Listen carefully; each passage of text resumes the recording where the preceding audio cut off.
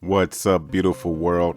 This is TNA, Top Notch Audio, and welcome to another episode of r/slash malicious compliance. Our first story will be, the dozen donuts I've been bringing in every morning doesn't count as my snack day contribution? Well, I guess I'll have to rectify that. And then, returns to the delivery door only. And next, no overtime unless explicitly approved? Okay. And finally, you want to cancel your reservation? Okay. If this is your first time listening, remember to hit that subscribe button on the bottom right hand corner. If this is not your first time, welcome back. Enjoy the stories.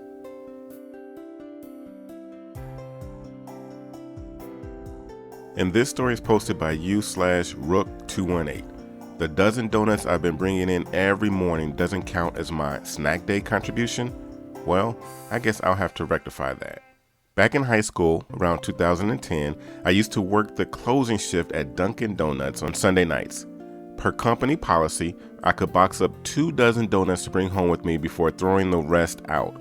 1 dozen went with my dad to work in the morning, 1 came with me to school, specifically my Spanish class, which was a pretty small and pretty tight-knit group. Tends to happen when a lot of coursework is practicing conversations with each other. This practice of bringing donuts every Monday sparked an idea in one of my classmates' heads. She's Anne in the story. Since it's so nice to have donuts once a week, we should do a weekly snack day where everyone can bring something in.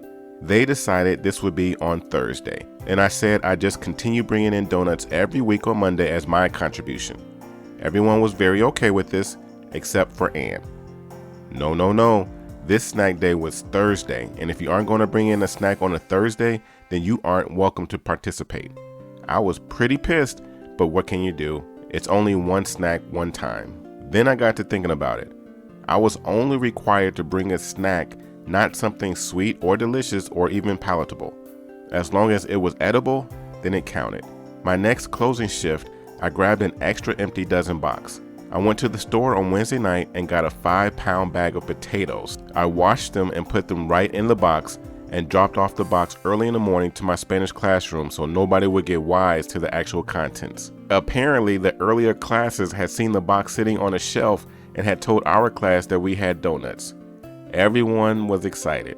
I brought them up and put them on top of the Elmo projector, trying my best not to betray the extra heft. They all scurried up excitedly, and Anne herself was the one to open the box. A blank expression turned to raw frustration. "You were supposed to bring a snack today," she protested. "I did," I said, walking up to the box and grabbing a potato, biting into it while making direct eye contact with her. "You don't have to have any if you don't want." Everyone shuffled back to their desks, and Anne tried desperately to grasp a new argument out of thin air, but it was not coming. I finished my potato triumphantly and brought the rest home for my mom after school. The box was checked, and she could not try to exclude me from the weekly snack day anymore. Everyone else in class who thought she was a bit over the top thought the antic was hilarious after they got over the initial disappointment. Edit: the story is real. If you can't fathom a teenager eating a potato raw out of spite, then I don't know what to tell you except you should get out more. And this story is posted by u/caveageman. Returns to the delivery door only. I recently bought a computer part from a national computer retailer whose main warehouse and shop is only 10 minutes away from me. They are currently offering collection as the shop itself is closed. When I got the part home, it turned out I had got the wrong one. No problem, I thought.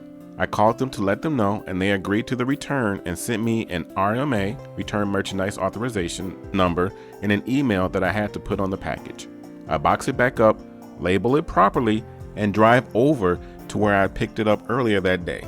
Knock on the door, only to be told that they can't accept returns at this door and it has to be delivered by a courier. Now, this was a fairly expensive and heavy bit of equipment, so a courier was going to cost a fair amount of money, including insurance. It would also involve me driving past a computer shop to where I could hand it off to a courier.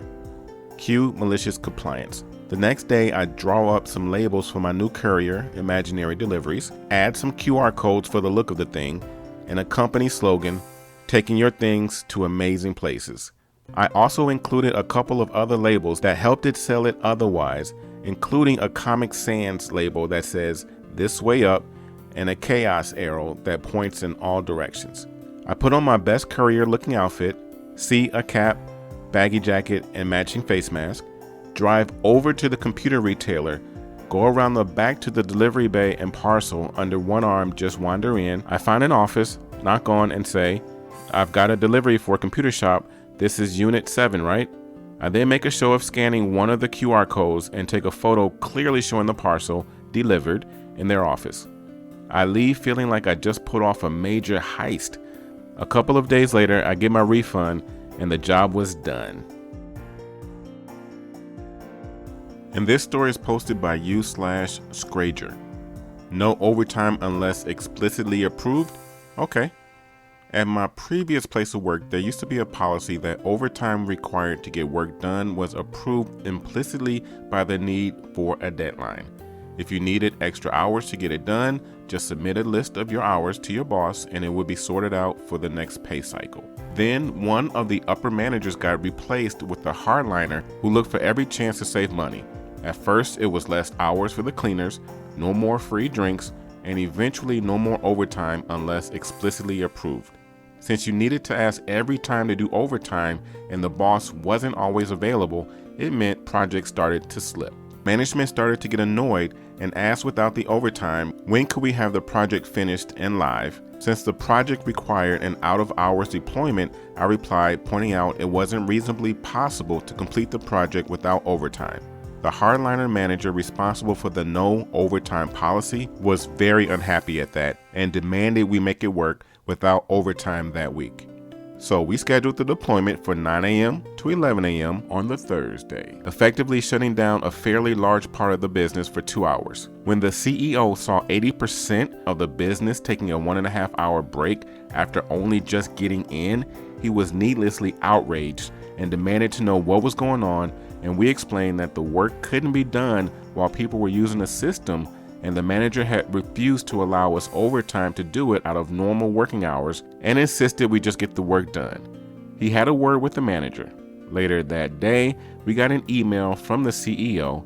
Overtime was back, and if something similar happened again, we should just go right to the CEO and explain half an hour of his time was still worth less than taking the majority of the business offline.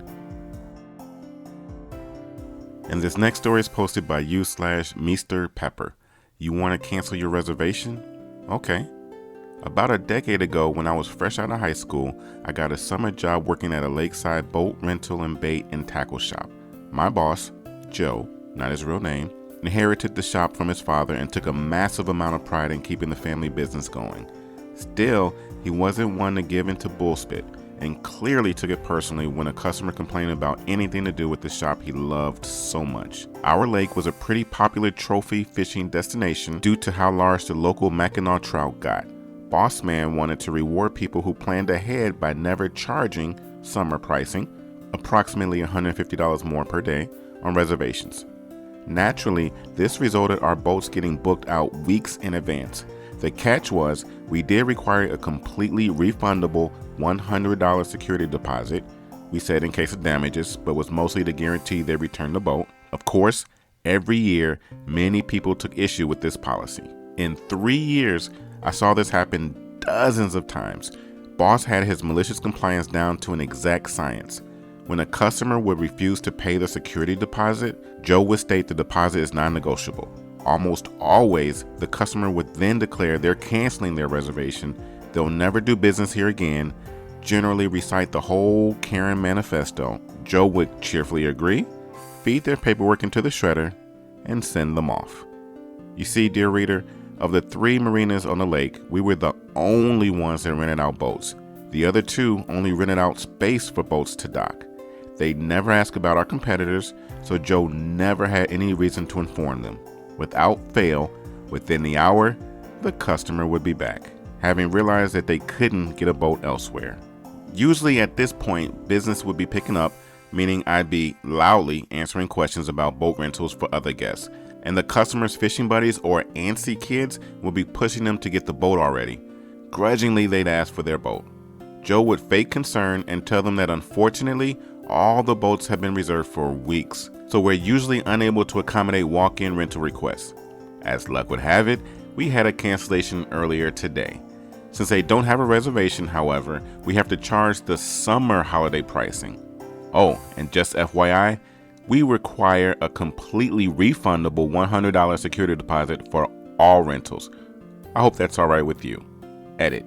Clarifying, because it keeps coming up in comments, customers were notified of the deposit requirement when they made the reservation, but they didn't need to pay anything until the day of rental. We didn't require the deposit in advance to secure the reservation, but we only honor the reservation until noon if no payment had been received, which we also told them about. Most folks chose to pay day of. Oh man, those were 4 great stories. To hear the best stories of the week, click on the video in the top left-hand corner. To hear more Reddit stories all related to what you just heard, click on the video in the top right-hand corner.